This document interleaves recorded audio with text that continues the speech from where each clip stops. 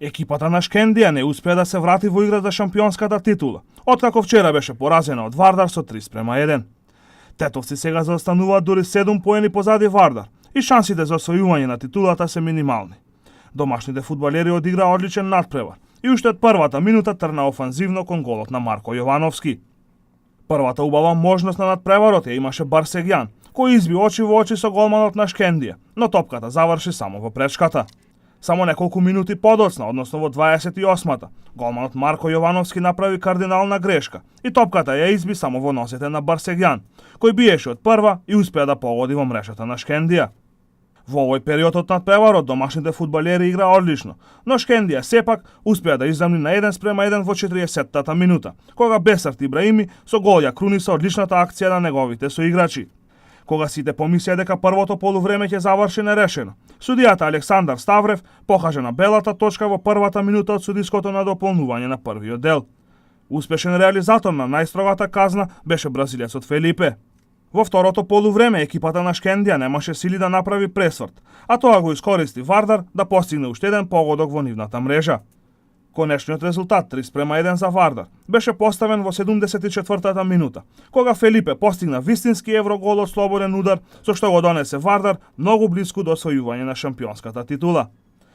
Втората тетовска екипа во првата лига, Ренова, не успеа на домашен терен да го совлада составот на Македонија Ѓорче Петров и одигра само 2:2. Гостите од Скопје први дојдоа во водство со погодокот на Валмир Јонузи уште во 15-тата минута.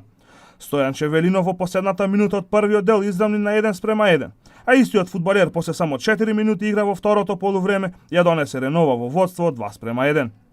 Конечниот резултат беше поставен во 70-тата минута, кога Кристијан Стојковски прецизно стрелаше во мрежата на Ренова.